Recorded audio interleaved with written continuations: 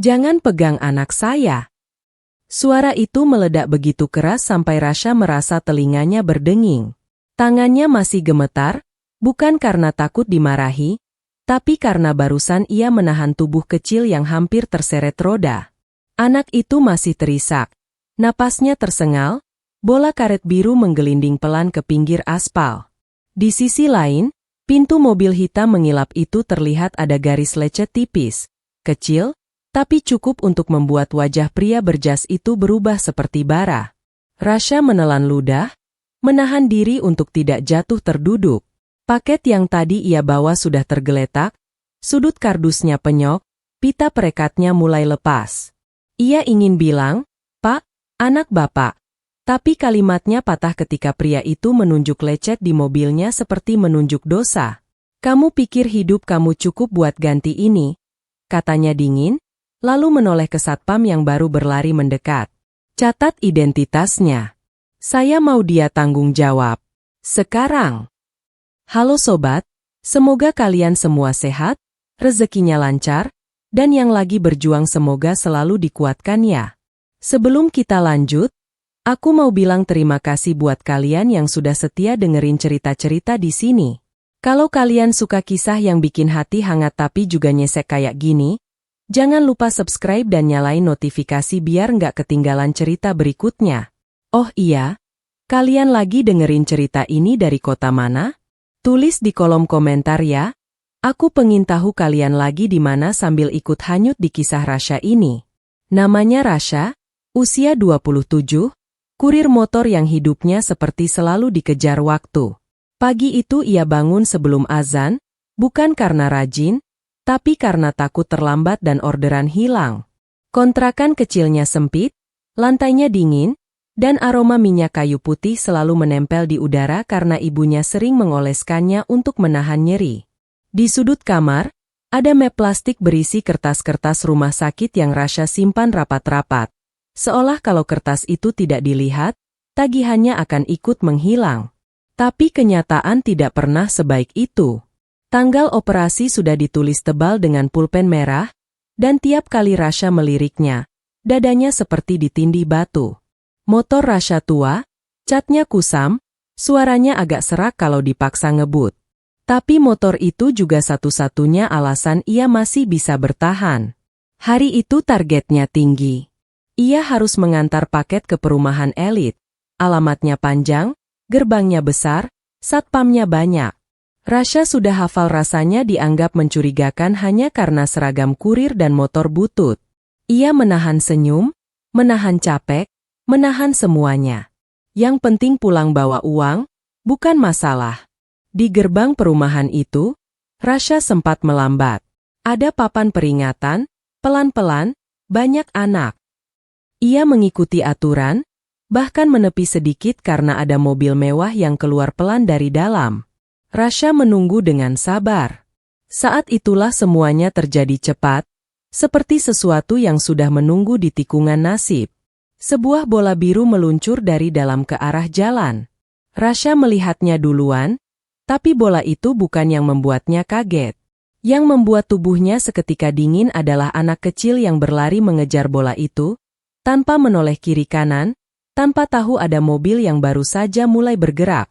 Rasha tidak sempat berpikir. Tangannya langsung menarik rem, tapi jaraknya terlalu dekat. Ia melompat turun, tas kurirnya terayun, paketnya jatuh, dan dalam sepersekian detik ia memeluk anak itu dari samping, menyeretnya mundur. Tubuhnya menabrak pintu mobil yang sedang melaju pelan, terdengar bunyi gesekan pendek, dan garis lecet itu lahir dari tindakan yang menyelamatkan nyawa. Anak kecil itu selamat. Itu yang Rasha yakini sebagai satu-satunya hal penting. Tapi pria yang keluar dari mobil justru melihat pintu mobilnya dulu, bukan anaknya. Wajahnya tegang, alisnya mengerut, matanya tajam seperti sedang menghitung kerugian. "Kamu kurir ya?" katanya, bukan bertanya untuk tahu, tapi untuk merendahkan. Rasha mengangguk, napasnya masih ngos-ngosan. "Maaf, Pak, anak Bapak tadi." Pria itu memotong, suaranya meninggi. "Anak saya kenapa? Kamu yang bikin mobil saya lecet." Rasha menatap anak itu. Masih pucat, bibirnya bergetar, kedua tangannya menggenggam ujung baju Rasha seperti orang yang hampir tenggelam dan akhirnya menemukan pegangan. Rasha ingin menenangkan, ingin memastikan anak itu tidak luka, tapi tangan pria itu menarik si anak kasar ke belakang, seolah Rasha pembawa penyakit. "Jangan sentuh anak saya," bentaknya. Satpam mendekat, terlihat ragu, tapi begitu melihat siapa pria itu, sikapnya langsung berubah sopan berlebihan. "Pak, saya benar-benar nggak maksud, saya cuma..." Rasha mencoba bicara pelan, menahan marah dan takut bercampur jadi satu. Pria itu menunjuk garis lecet di pintu mobil. "Cuma apa? Kamu kira ini murah? Ini mobil saya. Kamu ganti." Lalu ia menoleh ke satpam. "Ambil KTP-nya. Kalau perlu panggil polisi. Saya nggak mau alasan. Saya mau tanggung jawab." Rasha merogoh dompetnya dengan tangan yang gemetar. KTP itu terasa berat. Seolah kalau ia menyerahkannya, ia menyerahkan hidupnya juga. Di kepalanya, angka-angka tagihan rumah sakit berloncatan. Di depan matanya, anak kecil itu menatapnya dengan mata yang masih ketakutan. Rasha tahu, ia baru saja melakukan hal yang benar. Tapi entah kenapa, dunia seperti sedang memaksanya membayar kebaikan itu dengan cara yang paling kejam. Rasha pulang dari gerbang perumahan itu dengan dada seperti diperas. KTP-nya tertahan, paketnya penyok, dan tangan kanannya masih terasa nyeri karena refleks menahan tubuh anak kecil tadi. Sepanjang jalan, ia tidak berani menatap lama-lama ke spion, takut membayangkan polisi menyusul atau satpam memanggilnya kembali. Bukan karena ia merasa bersalah menyelamatkan nyawa, tapi karena ia tahu satu lecet di mobil mewah bisa berubah jadi bencana panjang bagi orang seperti dirinya. Di pos mitra pengantaran, masalahnya tidak berhenti. Begitu ia melapor paket mengalami kerusakan, supervisor langsung menghela napas berat, menatapnya seperti beban tambahan yang tak dibutuhkan. Komplain dari pelanggan itu masuk. Dan ini bukan pelanggan biasa, ucapnya sambil mengetuk layar ponsel. Rasha mencoba menjelaskan pelan-pelan, tapi kalimatnya patah ketika supervisor menunjukkan notifikasi, laporan, kurir Ugalo, dan permintaan pertanggungjawaban. "Kamu diskors dulu sampai urusan selesai. Jangan bikin rumit," katanya datar. Rasha ingin membela diri, ingin mengatakan bahwa ia barusan menyelamatkan anak, tapi kata-kata itu terasa kecil di ruangan yang ukurannya memang kecil, namun tekanannya terasa besar. Sore menjelang, telepon dari rumah sakit masuk seperti palu kedua. Suara perawat terdengar sopan tapi tegas, mengingatkan soal jadwal tindakan yang sudah dekat dan jumlah pembayaran yang harus dipenuhi. Rasha menutup mata sejenak, mencoba menghitung dengan cepat. Uang tabungan tinggal sedikit, uang harian hari ini lenyap karena diskors, dan besok pun belum tentu bisa narik order. Ia menjawab seadanya, "Saya usahakannya, Mbak," padahal mulutnya kering. Ketika panggilan ditutup, ia hanya bisa menatap layar ponsel retaknya, merasakan napasnya makin pendek. Di kontrakan, Rasha berusaha tampak biasa. Ia menaruh tas kurirnya pelan, menyapa ibunya, dan menahan wajah agar tidak menunjukkan apa-apa. Ibunya hanya memandang dengan mata lelah, seperti orang yang sudah terlalu sering meminta maaf karena sakitnya sendiri. "Kamu capek?" tanya ibunya. Rasha tersenyum tipis. "Enggak, Bu. Cuma panas di jalan." Padahal yang panas bukan cuma cuaca. Yang membakar adalah rasa takut, rasa dipermalukan, dan rasa tidak punya pilihan. Malamnya, telepon lain masuk, kali ini dari nomor tak dikenal. Rasha menjawab dengan hati-hati, dan suara laki-laki yang sama seperti di gerbang itu terdengar tanpa basa-basi. "Besok kamu datang. Saya mau kamu tanda tangan pernyataan ganti rugi. Kalau kamu kabur, saya laporan. Saya juga sudah hubungi kantor kamu," katanya. Rasha menelan ludah, mencoba menjaga nada. "Pak, saya mohon, anak Bapak tadi..." Lagi-lagi ia dipotong. "Saya tidak butuh cerita. Saya butuh tanggung jawab. Kamu paham posisi kamu?" Telepon ditutup sepihak, meninggalkan Rasha menatap udara kosong. Keesokan paginya Rasha datang sesuai perintah, bukan karena ia patuh, tapi karena ia takut masalah membesar. Ia mendatangi kantor pengelola perumahan, ditemani seorang satpam yang sikapnya setengah menekan. Di sana, ia melihat bos itu duduk rapi, wangi, tenang, seolah kemarin tidak ada nyawa yang hampir melayang. Di meja ada berkas, ada kalkulasi biaya cat ulang, detailing, dan angka yang membuat Rasha nyaris kehilangan suara. Ini biaya perbaikan. Kamu ganti. Kalau tidak, urusannya panjang, kata bos itu. Rasha mencoba meminta bukti rekaman. Ia yakin kamera di gerbang merekam semuanya. Namun pengelola menjawab dengan wajah canggung. CCTV gerbang kebetulan lagi perbaikan, Pak. Minggu ini gangguan. Jawaban itu terdengar terlalu mudah, terlalu nyaman untuk pihak yang kuat. Rasha ingin berteriak bahwa itu tidak masuk akal, tapi ia cuma berdiri, menahan kata-kata yang percuma. Di kejauhan, ia sempat melihat anak kecil itu mengintip dari balik pintu kaca. Mata anak itu mencari Rasha, seperti ingin berkata sesuatu, tapi tubuhnya langsung ditarik menjauh oleh pengasuh, dan pintu ditutup pelan. Rasha pulang dengan langkah berat. Pesan dari grup kurir di ponselnya masuk satu-satu. Sebagian menyindir, sebagian hanya bertanya setengah takut. Lu kenapa bisa ribut sama orang kaya? Hati-hati, bro, yang begitu bisa panjang. Tidak ada yang salah, tapi rasanya tetap sepi. Ia duduk di pinggir ranjang, memandangi map rumah sakit di sudut kamar. Uang yang ia butuhkan untuk operasi tidak pernah menunggu keadaan membaik. Sementara ancaman bos seperti bayangan yang selalu ikut, mau ia lari sejauh apapun. Ketika malam turun, Rasha keluar sebentar ke teras sempit kontrakan. Di sana, motor tuanya terparkir, catnya kusam, stangnya sudah tidak lurus sempurna, tapi itulah satu-satunya pegangan hidupnya selama ini. Rasha menyentuh joknya pelan, menatap lampu jalan yang redup, lalu berbisik pada dirinya sendiri, suara nyaris tidak terdengar. Kalau ini satu-satunya jalan, aku rela.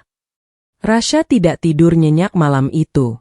Ia berbaring dengan mata terbuka, mendengar detak jam dinding yang pelan tapi terasa seperti menghitung mundur. Di kepalanya, angka-angka tagihan rumah sakit muncul bergantian dengan bayangan pintu mobil hitam yang lecet. Setiap kali ia mencoba memejamkan mata, ia teringat suara dingin itu, saya tidak butuh cerita, seolah kebaikan tidak pernah punya tempat jika berhadapan dengan gengsi. Pagi-pagi sekali, sebelum ibunya bangun, Rasha sudah duduk di samping motor tuanya. Ia mengelus bodi yang kusam, memeriksa spion yang retak kecil di sudut, lalu menatap kunci yang menggantung seperti benda paling berat di dunia. Motor itu bukan sekadar alat kerja. Itu hasil perjuangan bertahun-tahun, satu-satunya alasan ia masih bisa bertahan tanpa meminjam ke siapapun. Tapi sekarang, di hadapannya ada pilihan yang lebih kejam, mempertahankan motor atau mempertahankan nyawa keluarga. Ia meminjam ponsel tetangga untuk menghubungi seorang pengepul motor yang dulu pernah menawarkan, kalau butuh uang cepat.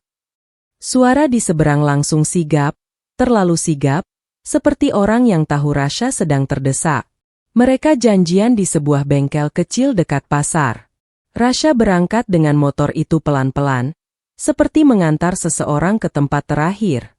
Di bengkel, motor Rasha diputar-putar, diperiksa, dinilai dengan tatapan yang tidak pernah melihat kenangan, hanya melihat angka. Mesinnya masih hidup, tapi ini udah tua. Mas, kalau saya ambil, ya segini, kata si pengepul sambil menyebut nominal yang jauh di bawah harga wajar. Rasha mencoba menawar, suaranya lirih. Mas, ini motor saya satu-satunya, bisa naik sedikit. Pengepul mengangkat bahu. Kalau mau cepat cair, ya segitu. Kalau enggak, cari yang lain. Rasha menelan ludah. Waktu tidak memberinya kesempatan untuk mencari yang lain. Ia mengangguk pelan. Tanda tangan dilakukan cepat, uang tunai berpindah tangan cepat, tapi Rasha merasa tubuhnya seperti lambat. Saat kunci motor diserahkan, Jemarinya sempat menahan sepersekian detik, seolah ada bagian dari dirinya yang belum rela lepas. Namun ia paksa melepaskan. Ia menatap motor itu sekali lagi, lalu memalingkan wajah agar tidak terlihat lemah di depan orang asing. Uang itu tidak langsung ia bawa pulang. Ia menyimpan sebagian di amplop coklat, sebagian lagi ia masukkan ke dompet tipisnya. Di perjalanan pulang, ia singgah ke rumah, membuka lemari kecil di sudut kamar, dan mengambil sebuah kotak beludru yang sudah lama tidak pernah disentuh. Di dalamnya ada cincin emas tua, warisan ayahnya, satu-satunya benda yang selalu ibunya simpan sambil berkata, "Ini buat pegangan kalau hidup benar-benar mentok." Rasha menatap cincin itu lama, lalu menutup kotak, dan membawa kotak itu keluar tanpa berani menoleh ke arah ibunya. Pegadaian menerima cincin itu dengan prosedur yang rapi dan wajah yang datar. Rasha menjawab pertanyaan-pertanyaan singkat, menyerahkan identitas, lalu menerima uang tambahan yang membuat dadanya sedikit longgar, sekaligus lebih sesak. Ia berjalan keluar dengan langkah cepat, seperti takut penyesalannya mengejar. Di rumah sakit, Rasha menyerahkan pembayaran sambil menahan napas. Petugas kasir menghitung, mencetak, lalu memberi kwitansi. "Baik, Mas. Ini sudah masuk. Tindakan bisa jalan sesuai jadwal," ucapnya. Kalimat itu seharusnya membuat Rasha lega, tapi yang keluar justru rasa lelah yang menumpuk. Ia duduk sebentar di bangku plastik, memejamkan mata, merasakan keringat dingin di punggungnya. Namun masalah tidak berhenti hanya karena ia sudah membayar rumah sakit. Tanpa motor, Rasha tidak punya cara untuk kembali bekerja seperti biasa. Ia mencoba menyewa motor harian, tapi biaya sewanya menggerus uang yang seharusnya untuk makan dan obat. Ia mencoba cari kerja serabutan, angkat galon, bantu bongkar muat di toko, jadi kurir lepas dengan bayaran kecil. Semuanya membuat tubuhnya semakin letih, tapi dompetnya tetap tipis. Beberapa hari kemudian, pesan dari kantor kurir masuk. Kontraknya diputus karena komplain pelanggan besar dan pelanggaran standar layanan. Rasha membaca pesan itu berkali-kali, berharap ada kata lain yang menyelamatkan, tapi tidak ada. Ia duduk di teras kontrakan, memandangi jalanan kecil yang biasanya ia lewati dengan motor, kini terasa jauh dan asing. Ia ingin marah, tapi marah pun butuh tenaga. Di saat yang sama, tekanan dari bos itu tetap datang, seperti sengaja memastikan Rasha tidak sempat bernapas. Ancaman somasi dikirim lewat pesan, lengkap dengan bahasa resmi yang dingin. Rasha menatap layar ponselnya lama, merasa dirinya dipaksa memilih antara dipenjara oleh utang dan ancaman, atau tenggelam oleh keadaan. Suatu sore, ketika Rasha pulang dari kerja serabutan dengan baju basah oleh keringat, ia mendapati ibunya batuk keras sampai wajahnya pucat. Rasha buru-buru memapah, menenangkan, tapi di mata ibunya ada rasa takut yang sama seperti yang Rasha simpan selama ini. "Kamu jangan sampai kenapa-kenapa gara-gara ibu," bisik ibunya. Rasha menggeleng, menahan air mata agar tidak jatuh. "Ibu jangan ngomong gitu. Rasha yang jaga." Malam itu, di kamar sempit yang lampunya redup, Rasha menghitung sisa uangnya. Tidak banyak. Ia menatap map rumah sakit, menatap dompetnya, lalu menatap dinding kosong yang catnya mengelupas. Ia baru saja mengorbankan satu-satunya pegangan hidupnya, tapi rasa aman tidak datang juga. Yang ada hanya sunyi panjang, dan pertanyaan yang tidak berani ia ucapkan keras-keras. Kalau besok ada masalah lagi, apa yang tersisa untuk dijual? Di tengah keheningan itu, Rasha memegang ponselnya, melihat pesan ancaman sekali lagi, lalu menutup layar pelan. Dadanya sesak, tapi ia memaksa berdiri, memaksa kuat, karena ia tahu satu hal. Di hidupnya, menyerah bukan pilihan. Namun untuk pertama kalinya, ia merasakan titik nadir itu mendekat, bukan seperti badai yang keras, melainkan seperti air yang naik pelan-pelan, sampai suatu saat ia sadar, ia sudah hampir tenggelam. Beberapa hari setelah operasi dijadwalkan, suasana di rumah besar itu tidak lagi tenang. Anak kecil yang dulu berlari mengejar bola kini jadi pendiam, mudah kaget, dan setiap kali mendengar suara rem mendadak dari jalan depan, tubuhnya langsung menegang. Ia sering terbangun malam-malam, menangis tanpa sebab yang jelas, lalu memeluk lututnya sendiri seperti sedang menahan sesuatu di dada. Pengasuhnya sudah mencoba menenangkan dengan dongeng dan susu hangat, tapi anak itu tetap bergumam pelan. Om itu, kenapa dimarahin? Padahal om itu nolongin. Kalimat itu akhirnya terdengar sampai ke ruang kerja pria berjas yang sejak awal merasa dirinya paling benar. Namanya Damar, pemilik mobil hitam yang lecet itu, juga orang yang terbiasa membuat keputusan tanpa menunggu penjelasan. Ketika pengasuh menyampaikan apa yang diucapkan anaknya, Damar hanya mengernyit dan menghela napas, seperti menganggap itu sekadar ocehan anak kecil. Namun hari itu berbeda. Anak itu tidak berhenti pada satu kalimat. Dengan mata berkaca-kaca, ia menarik lengan Damar dan berkata lebih jelas, "Ayah, aku yang lari duluan. Om kurir itu dorong aku biar aku nggak ketabrak. Om itu ketabrak pintu mobil, terus ayah marah." Damar membeku sesaat. Ia menatap wajah anaknya, mencoba mencari kebohongan, tapi yang ia temukan justru ketakutan yang jujur. Anak itu memeluk perutnya sendiri, seperti masih merasakan hentakan hari itu. "Aku takut, ya? Aku nggak mau ayah jahat sama om itu." Lanjutnya, Damar ingin membalas dengan kalimat tegas, tapi tenggorokannya terasa kering. Untuk pertama kalinya, ia merasakan sesuatu yang tidak bisa ditutupi oleh harga mobil atau status. Rasa bersalah yang mulai merayap. Namun rasa bersalah saja tidak cukup untuk melawan ego yang sudah lama ia pelihara. Damar memanggil pihak pengelola perumahan dan menanyakan rekaman kamera gerbang. Jawaban, sedang perbaikan, yang dulu ia terima tanpa bertanya, kini terdengar seperti kebohongan yang sengaja dibiarkan. Ia menatap manajer keamanan dengan mata tajam. Kalau memang rusak, berarti tidak ada rekaman sama sekali.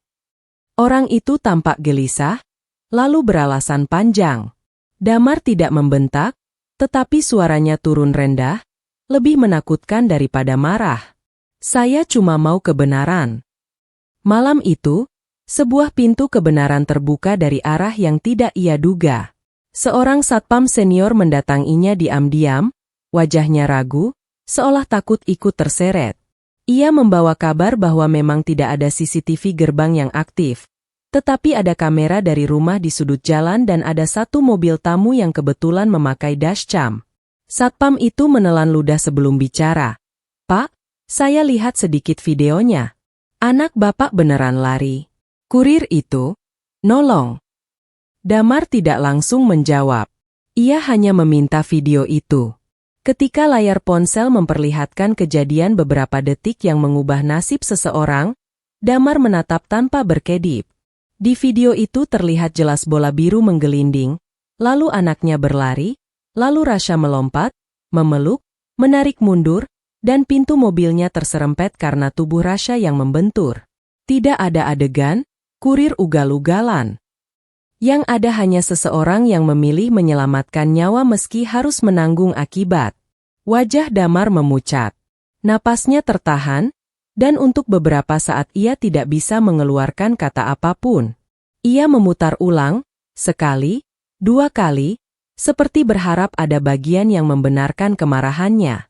Tapi semakin diputar, semakin jelas, ia salah. Ia sudah mengancam, menahan identitas, menekan pekerjaan, dan memperlakukan Rasha seperti sampah. Padahal Rasha melakukan hal yang bahkan banyak orang tidak berani lakukan.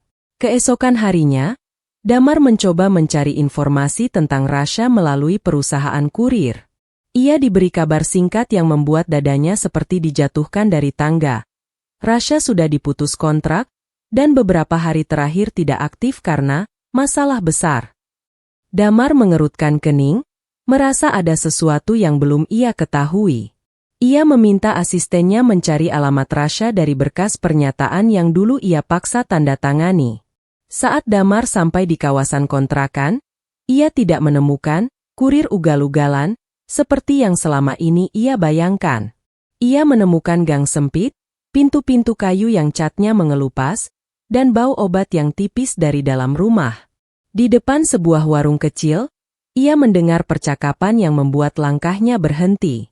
Pemilik warung berkata pada tetangganya, "Kasihan Rasha itu, motor satu-satunya dijual buat biaya operasi ibunya." Katanya sampai ngegadai cincin warisan juga. Padahal dia kurir, hidupnya aja pas-pasan. Nama itu menghantam Damar lebih keras daripada lecet di mobilnya. Rasha. Motor dijual. Warisan digadai. Damar berdiri mematung, merasa tengkuknya panas. Ia tiba-tiba teringat wajah Rasha di gerbang waktu itu. Bukan wajah orang yang ingin kabur, tapi wajah orang yang panik karena waktu dan keadaan.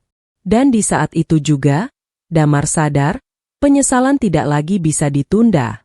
Ia menatap pintu kontrakan yang dimaksud, lalu menarik napas panjang, seolah sedang menyiapkan diri untuk menghadapi kenyataan yang paling tidak ia sukai, dirinya sendiri. Pintu kontrakan itu terbuka pelan setelah beberapa ketukan yang terdengar ragu. Seorang perempuan parubaya muncul dengan wajah lelah, matanya sembab seperti baru selesai menahan sakit yang panjang. Begitu melihat Damar, jas rapi, jam tangan mahal, sepatu mengilap, perempuan itu tampak bingung, lalu cemas. Damar tidak memperkenalkan diri dengan gaya orang besar. Ia justru menunduk sedikit, suaranya turun. "Maaf, Bu, saya cari Rasha." Rasha muncul dari dalam, tubuhnya lebih kurus dari yang Damar ingat. Kaosnya sederhana, rambutnya sedikit berantakan, dan ada garis letih di bawah mata yang tidak bisa disembunyikan. Begitu melihat Damar, wajah Rasha mengeras. Bukan marah yang meledak, tapi marah yang sudah terlanjur dingin. "Kalau soal lecet mobil, Pak, saya sudah nggak punya apa-apa lagi," katanya pelan, namun jelas. "Motor saya sudah kejual. Pekerjaan saya juga sudah hilang. Saya cuma pengin keluarga saya selamat." Kalimat itu menghantam Damar tepat di tempat yang paling rapuh. Ia melihat sekeliling, ruangan sempit, kipas tua, map rumah sakit di sudut, dan aroma obat yang menempel di udara. Semua itu seperti bukti hidup yang selama ini tidak pernah masuk hitungannya. Damar menelan ludah, lalu mengeluarkan ponselnya. Ia menunjukkan video dashcam yang memperlihatkan momen anaknya hampir tertabrak dan Rasha menariknya mundur. Rasha menatap layar tanpa berkedip, lalu menutup mata sebentar, seolah ia baru mendapat pembenaran dari sesuatu yang sudah ia tahu sejak awal. "Saya nggak pernah bohong," gumamnya. Damar berdiri kaku. Ia ingin bicara panjang, tapi kata-kata terasa sempit. Akhirnya ia melakukan hal yang paling sulit bagi orang sepertinya. Ia menurunkan ego. "Saya salah," ucapnya. Tidak ada tambahan alasan, tidak ada pembelaan. "Saya terlalu marah, terlalu merasa punya kuasa. Saya lihat lecet, saya lupa lihat nyawa." Suaranya bergetar tipis ketika ia melanjutkan, "Terima kasih, sudah menyelamatkan anak saya." Rasha tidak langsung luluh. Ia menatap Damar lama, seperti menilai apakah ini hanya drama untuk menyelamatkan reputasi. "Terima kasih itu nggak ngembalin motor saya, Pak," katanya datar. "Terima kasih itu nggak ngembalin kerja saya. Dan yang paling sakit, saya diperlakukan kayak saya bukan manusia." Damar mengangguk, menerimanya tanpa menyela. "Saya ngerti," katanya pelan. "Makanya saya datang bukan cuma buat bilang maaf. Saya mau betulin semuanya, tapi dengan cara yang kamu anggap adil." Ia menyebutkan satu persatu dengan nada serius. Ia akan mencabut tuntutan ganti rugi, menghubungi perusahaan kurir untuk menghapus komplain dan memulihkan nama Rasha, dan mengganti kerugian yang Rasha keluarkan, bukan sebagai sedekah, tapi sebagai tanggung jawab. "Saya juga akan minta maaf secara terbuka," tambahnya, "di hadapan pengurus perumahan dan pihak perusahaan. Biar orang-orang yang ikut menuduh kamu dengar sendiri." Rasha menarik napas panjang. Di matanya ada luka yang masih hangat, bukan karena uang, tapi karena harga diri. "Kalau Bapak cuma takut video itu nyebar, Saya nggak butuh, katanya. Damar menatapnya, kali ini tanpa gaya memerintah. Video itu sudah ada. Kalau saya cuma takut, saya tinggal tutup mulut dan bayar diam-diam. Tapi saya mau anak saya lihat ayahnya mengakui salah. Dan saya mau kamu dapat kembali martabat kamu. Hari itu, Karma berjalan tanpa perlu teriak. Di perumahan elit, kabar video mulai beredar di grup warga. Beberapa yang dulu cepat menuduh, mulai gelisah. Satpam yang dulu menahan KTP Rasha, menunduk dan menghindar saat berpapasan. Pengelola yang dulu beralasan, CCTV rusak, mulai mendapat pertanyaan dari penghuni lain. Nama Damar yang biasanya dielu-elukan sebagai orang penting, kini diseret dalam obrolan yang tidak nyaman. Bagaimana mungkin ia menginjak orang yang menyelamatkan anaknya? Damar tidak memilih jalan menutup aib. Ia malah datang ke kantor pengelola dan meminta pertemuan singkat dengan keamanan, pengurus, dan perwakilan perusahaan kurir. Di ruangan itu, suasananya tegang. Rasha hadir dengan pakaian sederhana, duduk di pojok, menahan tatapan orang. Lalu Damar berdiri, menatap semua yang hadir, dan berkata dengan suara tegas, "Saya ingin meluruskan. Kurir bernama Rasha tidak bersalah. Dia menyelamatkan anak saya dari kecelakaan. Lecet pada mobil saya terjadi karena dia mengorbankan dirinya untuk menahan anak saya." Ruangan seperti berhenti bernapas. Ada yang menunduk, ada yang saling pandang, ada yang pura-pura sibuk. Perwakilan perusahaan kurir tampak kaku, lalu perlahan mengangguk, mencatat sesuatu. Damar melanjutkan, "Saya minta komplain saya dicabut dan nama dia dipulihkan. Saya juga minta maaf karena tekanan saya membuat dia kehilangan pekerjaan." Rasha tidak tersenyum menang. Ia hanya menatap lantai sebentar, menahan sesuatu yang hampir jatuh dari matanya. Bukan bahagia, tapi lega karena akhirnya kebenaran punya suara. Setelah pertemuan selesai, Damar mendekatinya dengan hati-hati. "Aku akan urus biaya operasi dan pemulihan keluargamu," ucap Damar, kali ini lebih pelan, lebih manusiawi. "Dan soal motor, kalau kamu mau, kita cari jalan yang kamu nyaman. Aku nggak mau kamu merasa dibeli." Rasha mengangguk tipis, masih menjaga jarak, tapi di dadanya ada celah kecil yang mulai terbuka. Ia belum siap memaafkan sepenuhnya. Namun untuk pertama kalinya sejak kejadian itu, ia merasa tidak sendirian melawan dunia. Dan di luar ruangan, di balik pintu kaca, anak kecil Damar berdiri memegang bola birunya erat-erat, menatap Rasha seperti menatap seseorang yang akhirnya dipahami. Beberapa minggu setelah itu, hidup Rasha tidak langsung berubah jadi mudah, tapi setidaknya tidak lagi seperti berjalan sambil dicekik.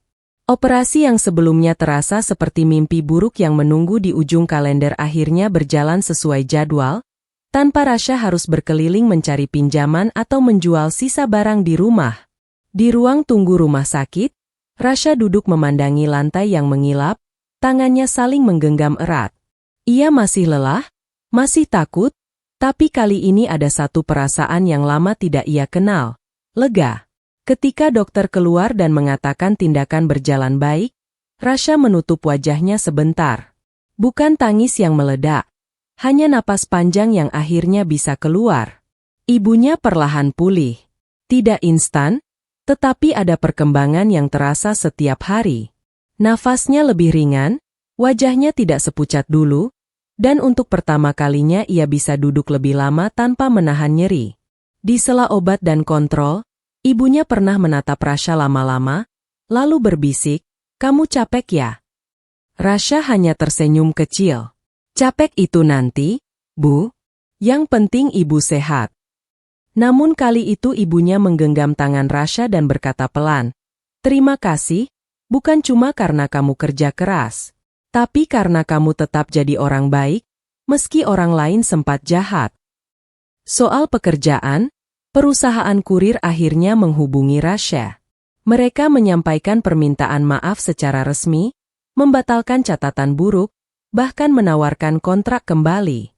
Rasha tidak langsung menjawab ya. Ia minta waktu, Karena ia tahu satu hal. Ia tidak mau hidupnya kembali terombang-ambing oleh sistem yang mudah menghapus orang kecil hanya karena suara orang besar. Tetapi tawaran itu tetap membuka pintu. Rasha akhirnya memilih jalur yang membuatnya merasa lebih aman. Ia kembali bekerja, namun dengan posisi yang lebih jelas dan jam yang lebih manusiawi, sambil mulai merintis usaha kecil-kecilan di lingkungan kontrakan, jasa antar barang dan belanja harian untuk tetangga yang sudah percaya padanya. Motor pun kembali hadir dalam hidupnya, tapi bukan sebagai hadiah yang membuatnya merasa berutang budi. Damar menanyakan dulu, bukan memutuskan. Ia membantu Rasha mendapatkan motor yang layak dengan cara yang Rasha setujui. Sebagian diganti sebagai kerugian nyata yang Rasha keluarkan, sebagian lagi diperlakukan sebagai pinjaman tanpa bunga yang bisa dicicil santai, supaya Rasha tetap merasa berdiri di atas kakinya sendiri. Rasha menerima bukan karena tergoda, tapi karena ia mengerti, kadang menerima bantuan yang tulus juga bagian dari bertahan. Damar sendiri berubah, bukan lewat kata-kata besar, tapi lewat hal kecil yang dulu mungkin ia anggap sepele. Ia mulai menyapa satpam dengan nama, bukan cuma dengan perintah. Ia mengatur ulang area depan gerbang perumahan agar anak-anak punya ruang bermain yang lebih aman, memasang tanda tambahan, dan meminta keamanan lebih sigap bukan untuk menekan orang kecil, tapi untuk menjaga semua orang. Di kantornya, ia memberi aturan sederhana yang mencerminkan pelajaran pahitnya. Tidak boleh mempermalukan orang di depan umum, tidak boleh mengambil keputusan hanya dari emosi, dan setiap komplain harus dicek dulu kebenarannya. Banyak yang mengira itu pencitraan, tapi Damar tidak sibuk membantah. Ia memilih membuktikan lewat waktu. Suatu sore, Rasha datang ke perumahan itu lagi, bukan sebagai orang tertuduh, melainkan sebagai seseorang yang kembali menjemput hidupnya. Kali ini ia tidak membawa ketakutan. Ia mengantarkan paket biasa, berhenti sebentar di dekat gerbang, dan menatap jalan yang dulu hampir merenggut segalanya. Saat ia hendak berbalik, anak kecil itu muncul, menggenggam bola biru yang sama, namun wajahnya jauh lebih tenang.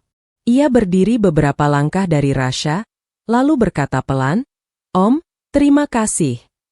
Suaranya kecil tapi jelas, seperti kalimat yang sudah lama ia simpan. Rasha tersenyum, menunduk sedikit agar sejajar. "Sama-sama," jawabnya. "Tapi kamu janji ya, kalau main bola, lihat jalan dulu." Anak itu mengangguk cepat. Di belakangnya, Damar berdiri, tidak mendekat dengan gaya bos, tapi dengan wajah seorang ayah yang sedang belajar. Ia menatap Rasha dengan mata yang tidak lagi keras. "Saya masih punya banyak yang harus saya perbaiki," ucapnya pelan, "tapi terima kasih sudah ngajarin saya dengan cara yang paling mahal." Rasha tidak menjawab panjang. Ia hanya mengangguk, lalu melangkah pergi. Bukan karena dendam, bukan karena ingin terlihat kuat, tetapi karena ia tahu hidup harus tetap berjalan. Yang berubah adalah cara ia memandang dirinya sendiri. Ia bukan orang kecil yang boleh diinjak hanya karena miskin. Ia manusia yang punya harga diri, punya ketulusan, dan punya keberanian untuk melakukan yang benar meski risikonya besar.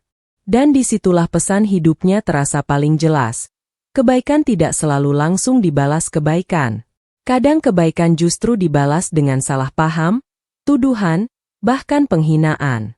Namun kebenaran punya caranya sendiri untuk menemukan jalan, dan karma berjalan dengan bentuk yang tidak selalu berupa hukuman, tapi juga berupa kesadaran.